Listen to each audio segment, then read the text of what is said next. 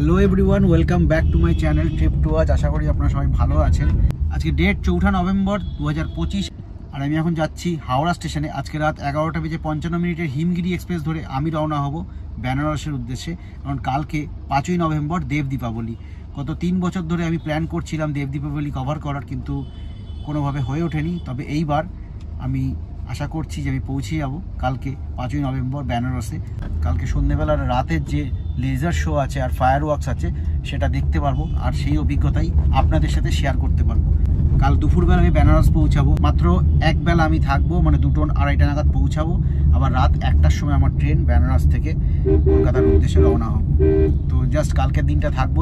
অনেক বছরের ইচ্ছা ছিল যে দেব দীপাবলি কভার করব, আর ফাইনালি এবছর সেটা পূর্ণ হতে চলেছে। বাড়ি থেকে রওনা হয়ে গেছি, আর কিছুক্ষণের মধ্যেই পৌঁছে যাবো হাওড়া স্টেশনে, আর তারপর রওনা হব বেনারসের উদ্দেশ্যে। তো সঙ্গে থাকবেন, আমার এই যাত্রায় বেনারস পৌঁছানো অবধি সমস্ত ডিটেলস শেয়ার করবো এই ভিডিওয়। যদি ভিডিওটা পছন্দ হয় অবশ্যই লাইক করবেন, আর যদি আমার চ্যানেল নতুন এসে থাকেন তো চ্যানেলটা অবশ্যই সাবস্ক্রাইব করবেন।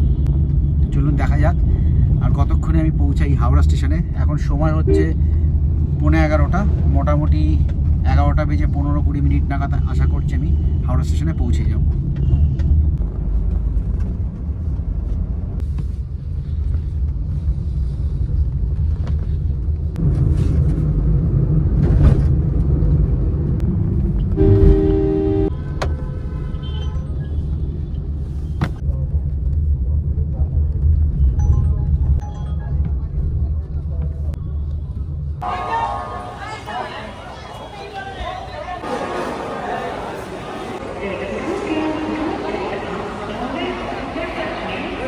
মোটামুটি 40 মিনিট বাকি ট্রেন ছাড়তে। কত নম্বর প্ল্যাটফর্মে দেয়? 14 নম্বর প্ল্যাটফর্মে দিয়েছে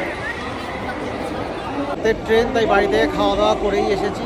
খাওয়া দাওয়ার কোনো অসুবিধা নেই, শুধু জল কিনতে হবে। আর ট্রেনে উঠে শুয়ে পড়বো 12টার সময়। কালকে দেরি করেই উঠবো ঘুম থেকে, আর তারপরে দুপুরে লাঞ্চটা ভাবছি বেনারসে গিয়েই করবো। 2:30টায় হচ্ছে শিডিউল অ্যারাইভাল টাইম বেনারসে।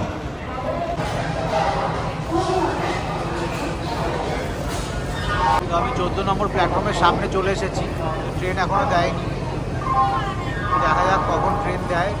এখন সময় 11:20। আশা করছি 10 মিনিটের মধ্যে ট্রেন দিয়ে দেবে।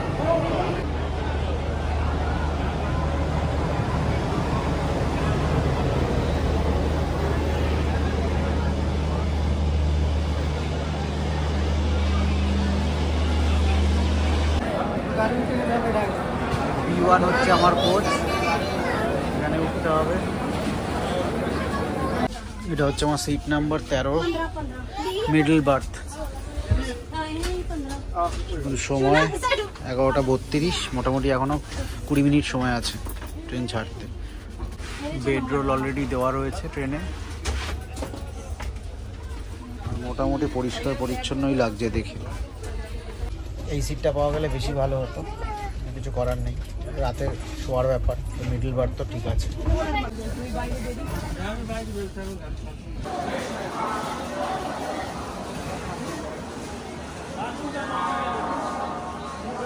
এদিকে হিমগিরি দাঁড়িয়ে আছে, আর এদিকে মুম্বাই মেল দাঁড়িয়ে আছে। এই ট্রেনে কিন্তু এরকম অনেক প্যাসেঞ্জার আছে যাদের টিকিট কিন্তু কনফার্ম হয়নি, ওয়েটিংয়ে আছে অথবা আরএসিতে আছে। আরএসিতে তাও ঠিক আছে, বসতে পারবে, কিন্তু ওয়েটিংয়ে আছে। এরকম অনেক প্যাসেঞ্জার আছে, তারাও কিন্তু ট্রেনে অলরেডি উঠে গেছে উইথ লাগেজ। অনেকে ফ্যামিলি আছে, জানি না তারা কি করে ম্যানেজ করবে আর কত দূর যাবে। কলকাতা থেকে বেনারস পৌঁছানোর কিন্তু প্রায় 20 থেকে 22টা ট্রেন আছে, বাট এই ট্রেনের টিকিট অ্যাভেলেবেল ছিল বলে আমাকে এই ট্রেনেই টিকিট কাটতে হয়েছে। আদারওয়াইজ আমি অন্য ট্রেনেও টিকিট কাটতাম, কিন্তু বাকি সব ট্রেনের টিকিট ওয়েটিংয়ে ছিল। তো আমি এই ট্রেনের টিকিট অ্যাভেলেবেল ছিল বলে এটা কেটে নিয়েছিলাম। আমার কোচ B1, আমার seat number 13, middle berth. Howrah Mumbai mail ছেড়ে দিল 11:40 শিডিউল ডিপার্চার টাইম, আর এরপরে ছাড়বে Himgiri express 11:55 schedule departure time Howrah station থেকে।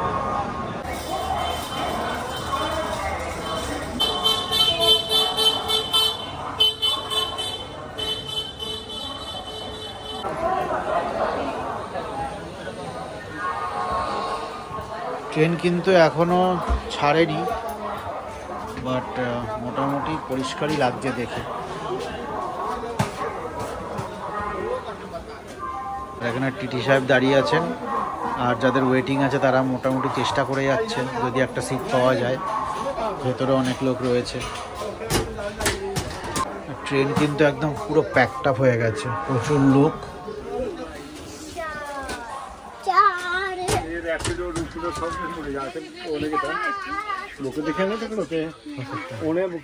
দেখে তোরা বাবু,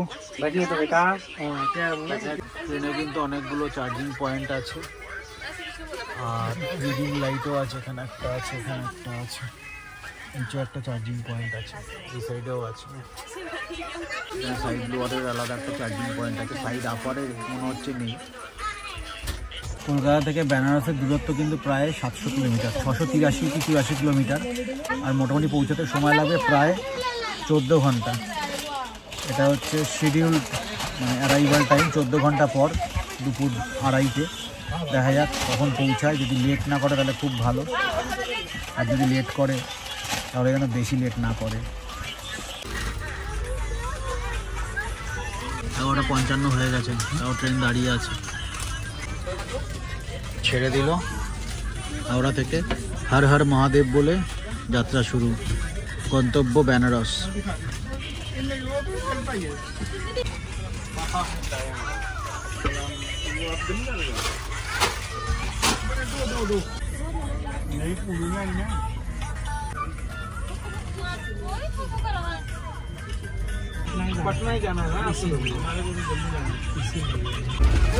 ট্রেনে কিন্তু জল পাওয়া যাচ্ছে।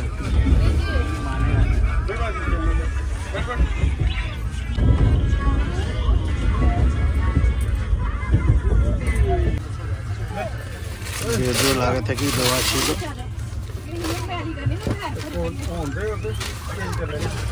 এখানে কিন্তু টাওয়েল দেয়নি, নর্থ বেঙ্গলের ট্রেনে কিন্তু টাওয়েলও থাকে।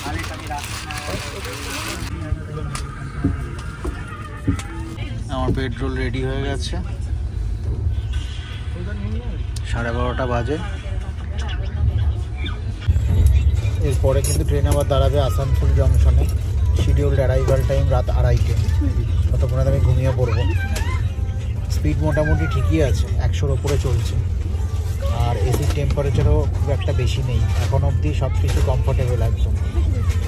আমার পেট্রোল রেডি করে আমি শুয়েও পড়েছি, কিন্তু কোচের যে অবস্থা, মনে হয় না রাতে ঘুমাবে, খুব চিল্লামিল্লি হচ্ছে। কিছু করার নেই, যেতেই হবে।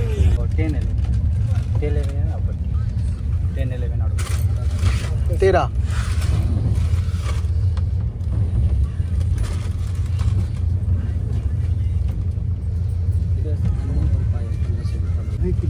টিটি সাহেব এসে কিন্তু সিট কনফার্ম করে গেল সবার।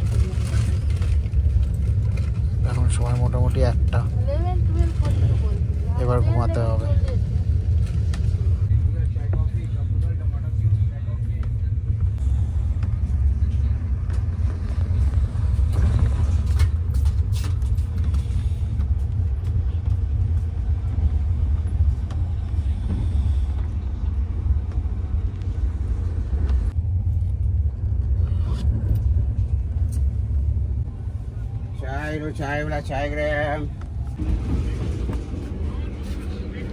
সবাই ঘুমাচ্ছে প্রায়।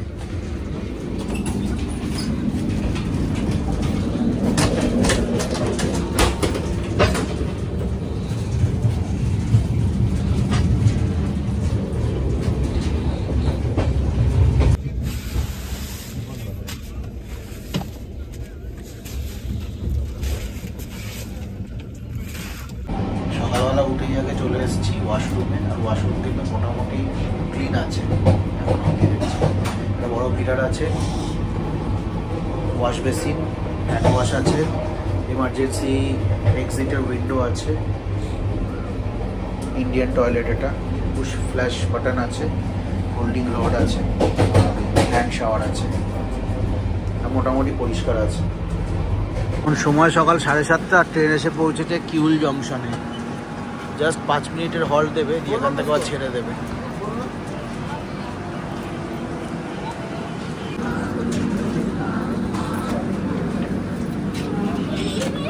তো মোটামুটি 15-20 মিনিট লেটে চলছে, আর বাকি কিন্তু ট্রেনের সার্ভিস যথেষ্ট ভালো। বেশ জোরে চলেছে রাত্রিবেলা। সকালবেলাও যখন ঘুম ভাঙলো দেখলাম মোটামুটি স্পিড ঠিকই আছে, কোথাও বেশিক্ষণ দাঁড়াচ্ছে না। सैंडविच, गरम नाश्ता, bread cutlet, veg cutlet, bread omelette. 7:33 আর কিউল জংশন থেকে ট্রেন ছাড়লো।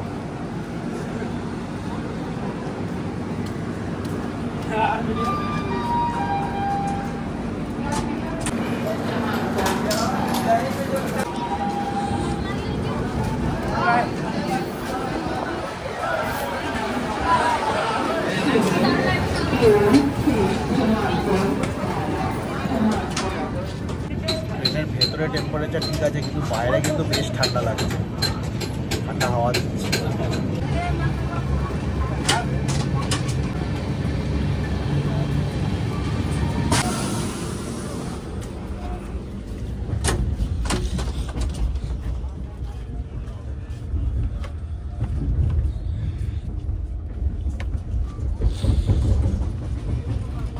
नाश्ता बोलिए सर। वेज कटलेट कितना करके?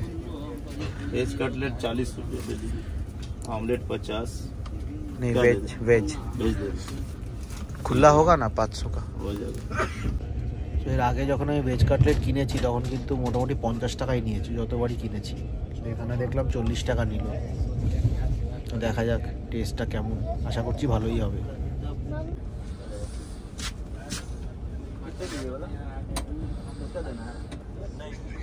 রাতে কিন্তু অনেক প্যাসেঞ্জার উঠেছে নেমেছে ট্রেন থেকে, কিন্তু টিটি কিন্তু টাইম টু টাইম এসে সব চেক করে নিয়েছেন, কারণ কিন্তু কোনো সেরকম অসুবিধা ট্রেনে হয়নি।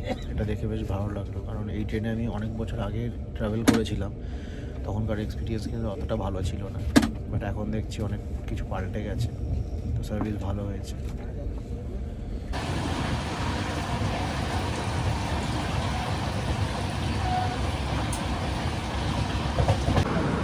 এখন সময় 7:57 আর ট্রেন এসে পৌঁছেছে বাড়িয়াতে।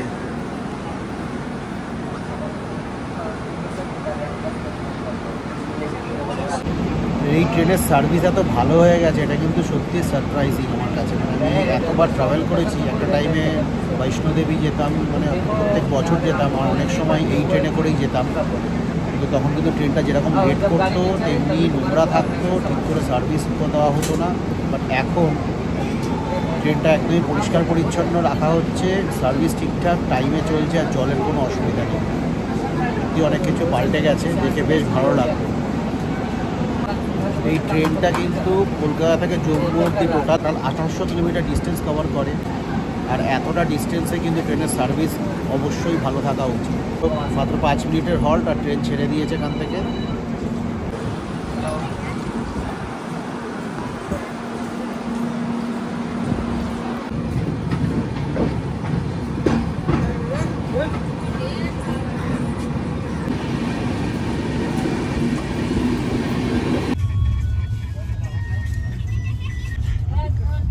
টেস্ট কিন্তু মোটামুটি ঠিকই আছে, 40 টাকা থেকে ভালো কিছু পাবো। তো কাটলেট টেস্ট আছে, ব্রেডটা নিয়ে কিছু বলার নেই, মোটামুটি। সময় এখন 10:30, ট্রেন এসে পৌঁছেছে পাটনা জংশনে ফাইনালি। 7 ঘন্টা লেটে চলছে কিন্তু ট্রেন। এই হচ্ছে পাটনা জংশন।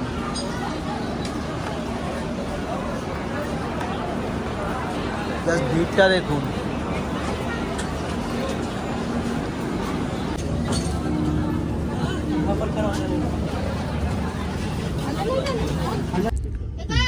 দশ মিনিট দাঁড়িয়ে কিন্তু ছেড়ে দিল পাটনা জংশন থেকে।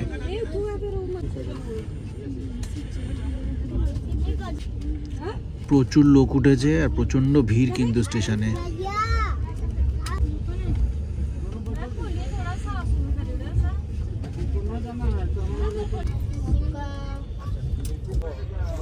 ট্রেনে পাটনা জংশন থেকে এত লোক উঠেছে, বসার তো যেরকম দাঁড়ানোরও জায়গা নেই, সব কিন্তু এসির মধ্যে ঢুকে সব দাঁড়িয়ে রয়েছে বিনা রিজার্ভেশন। পুরো ফুল প্যাকড আপ B1 কোচ, জানি না B2 B3 কি অবস্থা।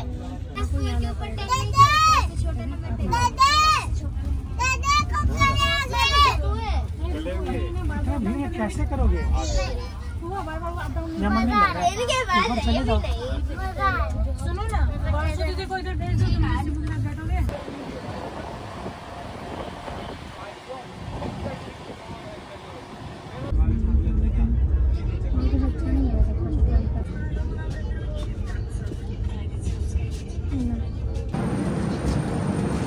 তো অবশেষে 2:30টার সময় এসে পৌঁছেছে ট্রেন দীনদয়াল উপাধ্যায় জংশনে, অর্থাৎ মোগলসরাইয়ে। 40 মিনিট লেটে চলছে। বেনারসের শিডিউল টাইম ছিল 2:40 আর এখন 2:30 বাজে, মানে 2:26 বাজে। এতক্ষণে এসে পৌঁছেছে দীনদয়াল উপাধ্যায় স্টেশনে।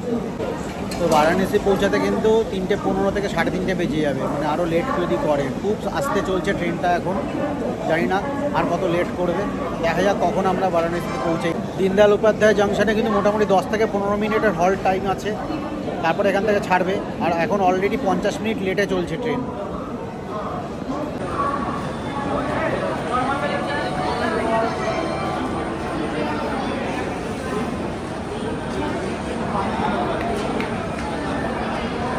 মানে ট্রেনের ভেতরে এত খারাপ অবস্থা, না এসি কাজ করছে, সাফোকেশন হয়ে গেছে, এত ভিড়, এত লোক ঢুকেছে, পুরো সাফোকেশন হচ্ছে। দেখা যাক আর কতক্ষণ টাইম লাগে বেনারস পৌঁছাতে। বেনারস পৌঁছালে নেমে একটু শান্তি পাবো, ভেতরে বসা যাচ্ছে না, এত কষ্ট হচ্ছে, এত গরম লাগছে। কোনো টিটিও আসছে না, কেউ আসছে না, যে যার মতো যার সিটে ইচ্ছা এসে বসছে। আমার তো মিডল বার্থ বলে একটু সুবিধা, যে আমি শুয়ে রয়েছি, কেউ ডিস্টার্ব করছে না। বাট যারা লোয়ার বার্থে আছে অথবা আপার বার্থে আছে, যে কেউ এসে বসে পড়ছে, মানে বাজে অবস্থা। পাটনা জংশন অবধি কিন্তু ট্রেনটা খুব ভালো এসছে, কোনো ভিড় ছিল না, কিছু ছিল না, টিটিও ছিল। পাটনা জংশনের পর থেকে ট্রেনের এই অবস্থা।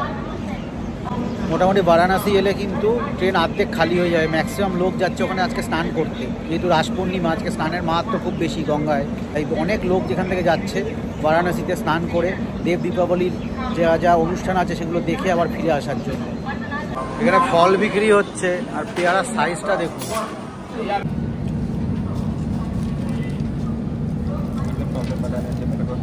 এখানে মাত্র 10 মিনিটেরই হল্ট দিয়েছে। যাই হোক, কিছুটা হলো টাইম মেকআপ হলো। 20 মিনিটের জায়গায় 10 মিনিট হল্ট। দেখা যাক কখন পৌঁছায়। স্পিড যদি না বাড়ায় তাহলে আরও লেট হবে ট্রেনটা।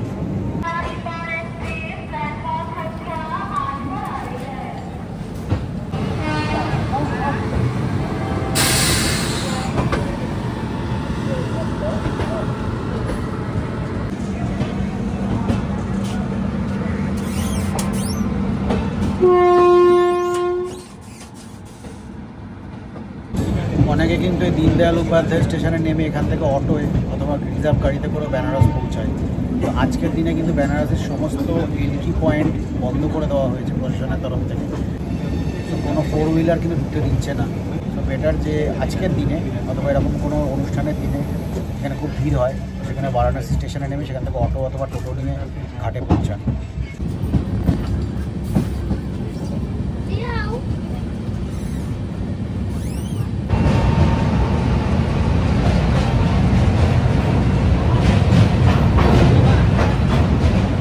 इंडिया का फर्स्ट फ्लोटिंग फ्यूल स्टेशन है ये, दुनिया का इसका।